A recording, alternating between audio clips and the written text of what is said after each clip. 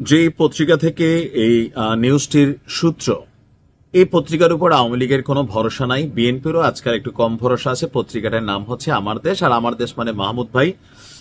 তিনি বেশ কিছু চাঞ্চল্যকর তথ্য সবসময় তার পত্রিকায় প্রকাশ করেন, আর বেশিরভাগ নিউজই থাকে ভারত, তারপর হচ্ছে ধরেন আওয়ামী লীগ।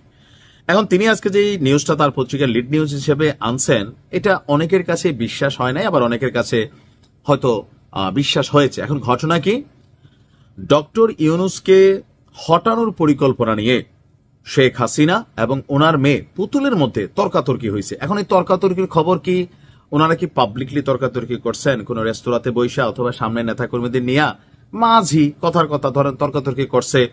এটা তো আমরার মা না, হ্যাঁ আমরার মায়ের না, জিয়াত্রে লো ভালো হইতো না কইলাম কবারে সুইরালাম তো পাশের বাড়ির চাষি জেডিরা শোনে। কিন্তু শেখ হাসিনা বা পুতুল যখন কথা বলেন, নিশ্চয়ই এরকম টোনে যে দরজা বের হইয়া পাশের রুমে যাবে, নিশ্চয়ই এরকম টোনে কথা বলেন না। সো বিষয়টা হচ্ছে তথ্যটা কই থেকে আসছে। আচ্ছা দেখি ঘটনা কি। ঘটনা হচ্ছে দিল্লিতে শেখ হাসিনার গোপন আস্তানা থেকেই চলছে নাশকতার গোপন প্রস্তুতি। তো নাশকতা কি, আন্দোলনের পরিচালনার যে কৌশল তা নিয়ে শেখ হাসিনা এবং ওনার মেয়ে পুতুলের মধ্যে গত 4 নভেম্বর কথা কাটাকাটি হয়েছে। কি কথা কাটাকাটি হয়েছে? পুতুল মাকে এই মুহূর্তে চুপ থাকার অনুরোধ করেন। আসে না আমরার বোনেতে, আম্মা তুমি বেশি কথা কইও না, আপনি বেশি বুঝেন। তো মায়াই আবার একটা খিসে, তুই কি আমার থেকে বেশি বুঝছ, তুই আমার গড়ে আমি তোর গড়ে হয়েছি। নিশ্চয় শেখ হাসিনার পুতুল এই ভাষা ব্যবহার করেন না, ওনারা ডিপ্লোম্যাটিক ভাবে বলেন যেন দেয়ালেরও কান আছে। কিন্তু এই কান ভেদ করে এই নিউজ আবার মাহমুদ ভাইয়ের কাছে চলে আসে, ওয়ার্ডের সাংবাদিক। যাই হোক, তো পুতুল মাকে বলছে মা তুমি চুপ থাকো, এটা বলাতে শেখ হাসিনা আবার খেপা গেছে। খেপা গিয়া কি বলা যায়, এবং হাসিনার উপর নজরদারিতে নিয়োজিত ঢাকার নিরাপত্তা বাহিনী এই তথ্য আপনার আমাদের মাহমুদ ভাইয়ের কাছে পাঠাইছেন। নির্ভরযোগ্য সূত্র বলছে দিল্লির আভিজাত লুটিয়েন্স বাংলো জোনে ভারত সরকারের দেওয়া সুরক্ষিত একটি বাড়িতে শেখ হাসিনা বসবাস করছেন এবং ওনার মেয়ে সাইমা ওয়াজেদ পুতুল সার্বক্ষণিক ওনার সাথে আছেন। বাসভবনটিকে কার্যত একটি ওয়ার রুম হিসেবে ব্যবহার করা হচ্ছে। এখানে নিয়মিত শারীরিক চেক আপের জন্য চিকিৎসক, নার্স, বড় কোনো সমস্যা দেখা দিলে বিশেষজ্ঞ চিকিৎসকের ব্যবস্থা নরেন্দ্র মোদী করে দিয়েছে।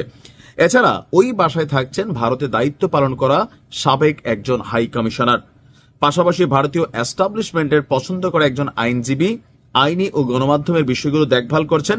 দিল্লি প্রেস ক্লাবের একজন সাংবাদিকও সহযোগিতা করছেন।